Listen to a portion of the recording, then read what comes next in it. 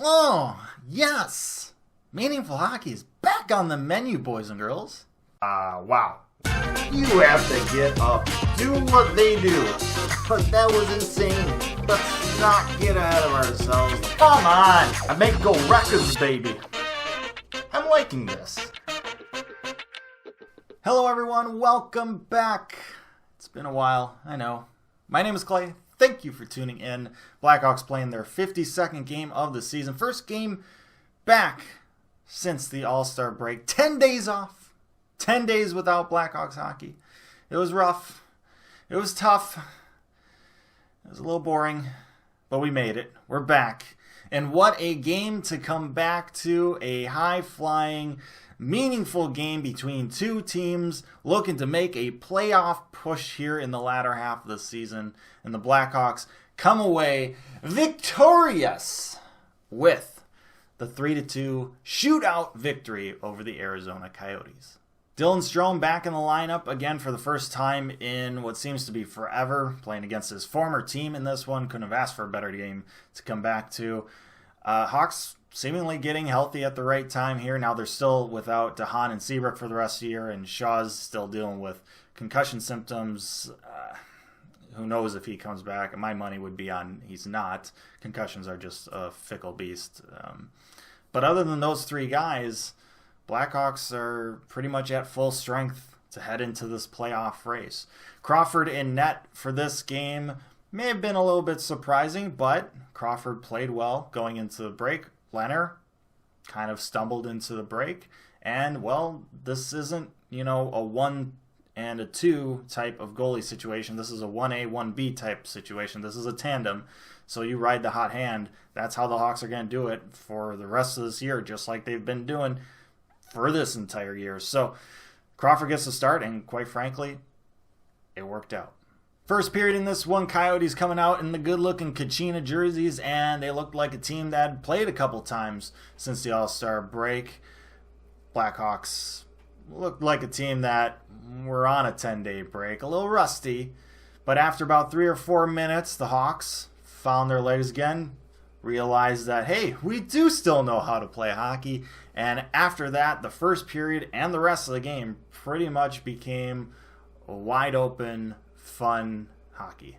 With about 8 minutes left to go in the first period, the Blackhawks would find a way to put themselves on the board first. Brandon Saad picking up the puck in the defensive zone on the breakout, takes it all the way up the left-hand side into the offensive zone. Kirby Dach drives to the net down the center lane. Brandon Saad doesn't see a lane to get the puck to Dach, so he just decides to put it on net himself. A little deceptive looking shot. It didn't look like he was really winding up to shoot or really loading that stick up. He just kind of flicks it towards net, it looks like, and catches Ranta by surprise. And not only that, it's just a perfectly placed shot. Short side, top shelf. I mean, that was money. Brandon Saad puts the Hawks up 1-0, and that's how this game would go into the second period. 4.5 minutes into the second period, the Blackhawks would increase their lead. They would find the back of the net again. The Kane, Dach, and Saad line would strike again, but it all started with Duncan Keith, a fantastic pass to spring Patrick Kane on the breakaway. He's all alone with Ranta. Ranta makes the save. Oh, Ranta was just absolutely ridiculous in this game. He makes the save on this one. Kane gets the puck again, tries to bank it off Ranta and go in, but I don't know. Somehow the puck didn't bank off Ranta. It just goes right through the crease. Dach would end up picking the puck up in the corner. He would get it to Patrick Kane, and then Kane would get it out front in the slot to Brandon Saad, and Saad kind of fans on it, but it flutters and beats Ranta. The off-speed pitch fools him, goes into the net. Saad with his second goal of the game, and the Blackhawks are up 2-0. So the Hawks are up 2-0, and that's great. That sounds fantastic, but there's something in the back of our minds that are telling us that there's something wrong. But it's been 10 days since we last watched hockey, and we can't quite remember. Think, what is it?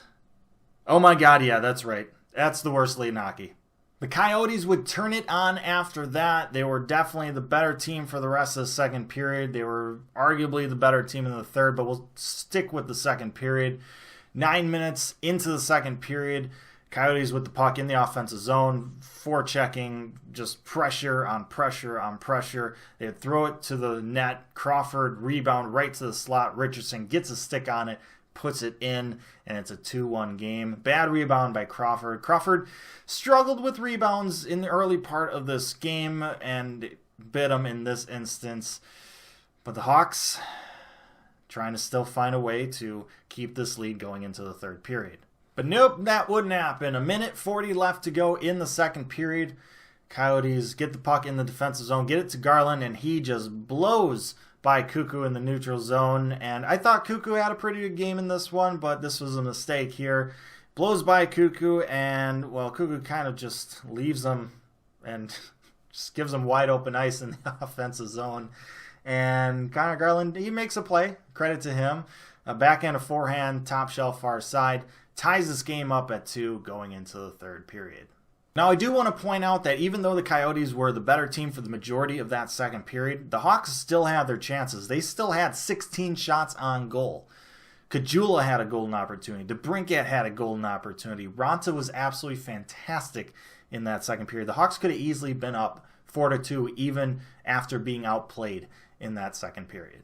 Now on to the third period. Oh my goodness, what a period. That was a fantastic third period of hockey. There weren't any goals, but that was exciting. I mean, you might have to tell me, I can't tell, are there gray beards? Because I feel like there should be. Meaningful hockey is back. The Blackhawks had to kill off a couple big penalties in that third period. Both teams just back and forth trying to get that go-ahead goal. Ronta making scorpion saves out there to rob Saad of having a hat trick. Then you have Corey Crawford just sliding over and robbing Taylor Hall. I mean, it was ridiculous. Both goaltenders absolutely phenomenal in that third period. I don't know how nobody scored. It was ridiculous. And so, both teams get a point, and we go into the overtime.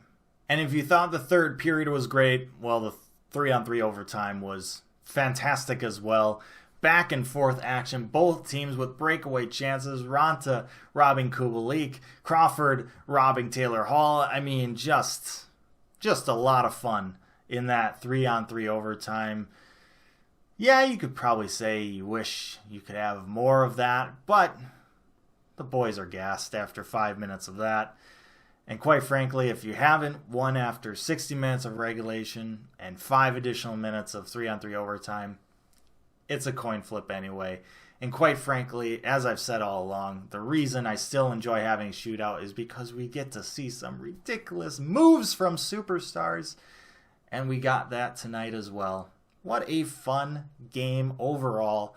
The 3 regulation periods, the overtime period, and then the shootout, which featured Jonathan Taves doing the Patrick Kane where he goes storming in and then slows it down and then dekes it by Ronta and just rips it into the net. And then Patrick Kane just just to the side, no room at all, and still finds a way to get it in.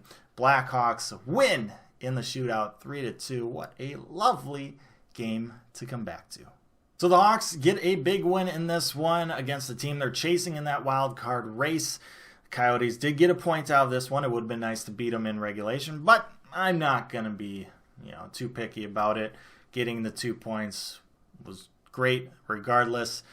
Plus the Hawks have 2 games in hand, so they're 3 points out, but with 2 games in hand, that means if the Hawks win their next 2 games, that's 4 points. They are now ahead of them in that wild card race and would be in that second wild card spot. So things are pretty good right now. The Hawks PK unit was absolutely fantastic in this game. Crawford was absolutely fantastic in this game. Saad was absolutely fantastic in this game. Hawks played pretty darn well coming off a 10-day break. It'll be interesting to see how they do in the next couple games. Power play needs to get going, though. Hawks had a couple chances to really kind of maybe put this game away, but they couldn't do it on the power play. Hawks now go to play a back-to-back in Minneapolis against the Wild, and then at home against the Bruins. Hawks, pretty decent in back-to-backs this year, but they got a tough test ahead, especially that second game against the Bruins. We'll see how they fare. Thank you so much for watching this episode of Hawks Recap. Oh, feels so good to be back. I really hope you enjoyed it. Let me know your thoughts down in the comments section below. Like, share, and subscribe. Appreciate that as always. But most importantly, stay safe, make good decisions, and I'll see you next time.